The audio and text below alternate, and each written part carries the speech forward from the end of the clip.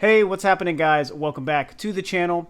Today, we're going to discuss The Legend of Zelda, and we're not going to discuss the new Zelda for the Wii U. We're actually going to discuss Twilight Princess HD because it's been pretty polarizing. A lot of conversation, some excitement, but kind of a lot of controversy happened around this title. It was rumored for a really long time before it was officially confirmed at the last Nintendo Direct at the end of 2015.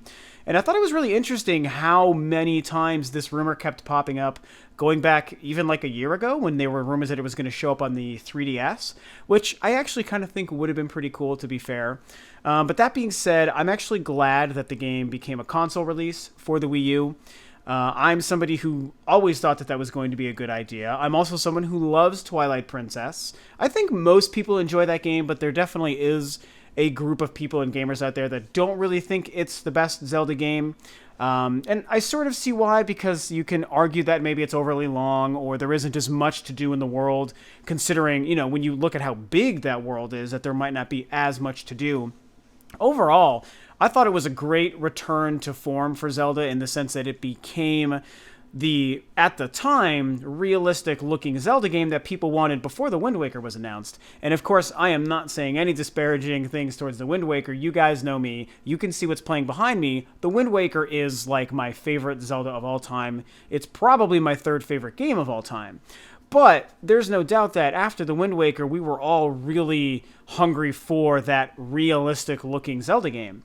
And Twilight Princess came out. It was everything everyone wanted. I thought it was fantastic. And so when you fast forward to just recently, all these rumors about Twilight Princess and HD remake, just like the Wind Waker got, again, that you're seeing behind me here. Are they going to do the same thing for Twilight Princess? And will it be as good as the Wind Waker was? And all these different things. They confirmed the game. They showed it off at the Nintendo Direct at the end of the year. And not everyone is as thrilled with it, like I said. And I think that's for a couple of reasons. One is they didn't completely redo the engine for Twilight Princess HD like I think people thought they were going to. And there's, I think, a couple of misconceptions with how much was redone for the Wind Waker. I don't think that they totally built that game from the ground up like some people like to think. They obviously, went over the engine and changed some of the assets, but that's the original game redone for the Wii U. Like they didn't rebuild that game. And they basically did the same thing for Twilight Princess, but the graphical art styles were so vastly different that the effect, I guess the quality of the final effect is not going to be as strong for Twilight Princess than it is for Wind Waker. Wind Waker was using cel shading graphics. Twilight Princess is polygons, actual character models, textures laid over blocks, and that's what that game was.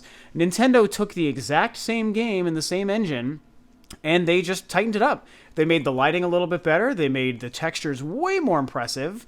And it's just a sharper, better-looking version of the exact same game in the exact same engine. Now, for myself, that is fine. It's what I expected, and it's more than enough for me to be excited just about the visual aspect. Remember, that's only part of the conversation and why I'm talking about this. That's the visual aspect. That's definitely enough for me.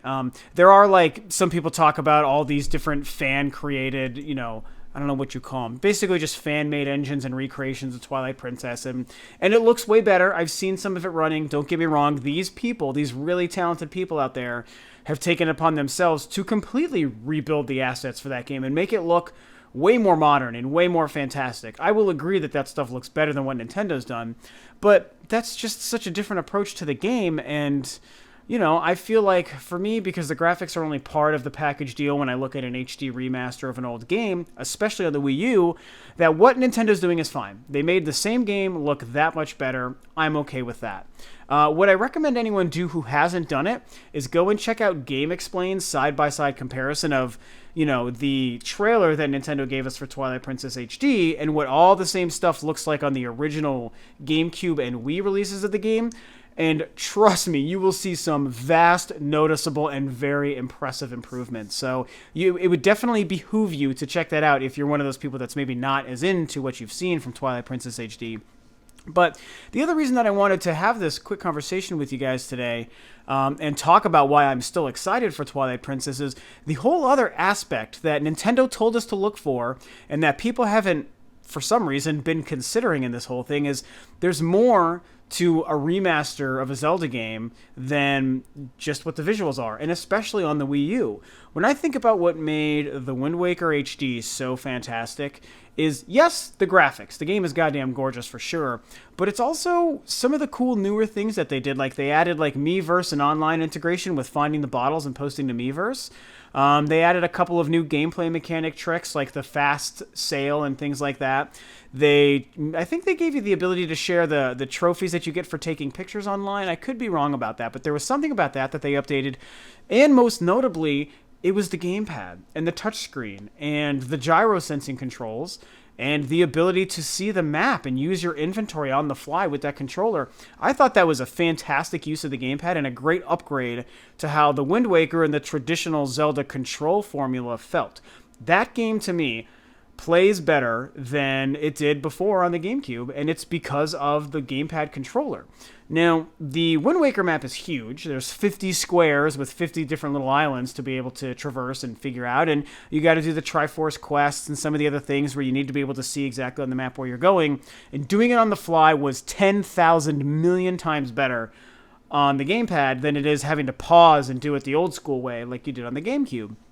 Now, with the Twilight Princess, that game is just as big as Wind Waker, if not maybe bigger. Like, if you guys really stop and think about how big the Hyrule Overworld is and how many different areas and nooks and crannies there are to go and how huge all of the dungeons in that game are. Because remember, the dungeons in Twilight Princess, the biggest ones are far bigger than the biggest ones in the Wind Waker.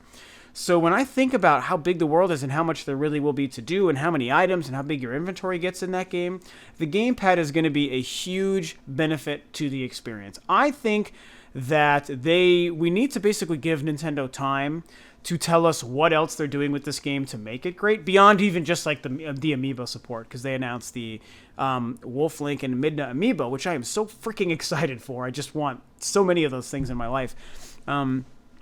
But I think, people forget that at the Nintendo Direct presentation, when they finally showed off and revealed Twilight Princess HD, Reggie said that there will be more to show. He's like, of course, something to the effect of course, there's more to this game than just the visuals and the graphics. There's a lot of new things that we're enhancing and changing about the experience for Twilight Princess, and we'll share that stuff with you later. So to me, that made me feel like, all right, we've only just seen what it looks like. There's a lot more details as to the changing and the upgrading of the experience that Nintendo's going to share with us later. So I'm only taking this at face value. This is just what the game looks like. That's a fraction of what I look for in this remaster of this game on the Wii U and from Nintendo. That's just me. Obviously, not everyone has been thinking about it that way, or apparently no one's even considering the whole aspect of there's more to show. I want to know what the gamepad is going to do. I want to know what kind of Miiverse and other online integration they can add. Maybe they can even add extra content. That would be really special. So Nintendo, if you do more than upgrade the visuals, the frame rate, and the controls, maybe add a little bit of content, And granted, it's a huge game as is, don't get me wrong, but I feel like there's probably some other cool things that could maybe be added. And if they did stuff like that, maybe gave us some sort of multiplayer kind of component thing, I have no idea how, but maybe they are. It would be really neat to see what they might be able to do. So, bottom line, to me, Twilight Princess is an amazing, fantastic game. It's not my favorite Zelda game, but it is damn near perfect, and it's still an amazing epic adventure, and I'm really excited to go through it again with better visuals on the Wii U. I think that the controls are going to add a lot, and I think that we need to wait and see what Nintendo is going to do with this game beyond just upgrading the visuals. There is so much more to what Nintendo puts into these remasters. They're not like all the other guys where it's like, here's a new coat of paint, fuck it, just put it out and ship it, and people will buy it. They do so much more. Look at the Wind Waker HD. Use that as an example and a barometer for the quality, the kinds of extra things that Nintendo puts into their remasters, especially for their most hallowed franchise, The Legend of Zelda. Like, they will do more, guys, than just make it look good. I promise you that. They said, we're going to show you more later. The game is now coming out in like 2 or 3 months. I think it's March 3rd or March 23rd or something like that. It's like 2.5 months. There's plenty of time for them to have a Nintendo Direct, probably centered just around this game and all the new features.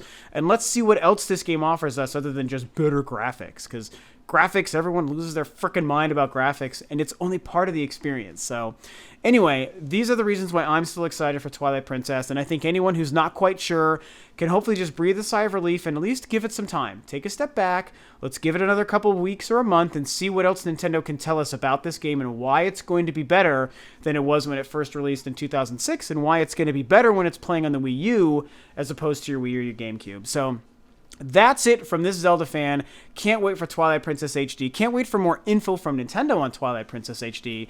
Like I said, definitely go and check out Game Explain's side-by-side comparison if for some crazy reason you haven't seen it. It's very impressive. You're going to see some really cool differences, guys. I promise you. So that's what's going on. Can't wait for Twilight Princess. What do you guys think about this? Are you excited? Are you not? Do you think that Nintendo screwed the pooch? Do you think that the information they're going to give us later is going to make a big impact on your decision? Tell me what you think about this crazy thing below. Thanks as always for tuning in. This is Rob of Rule of Two Review, and I'll catch you guys next time on another video.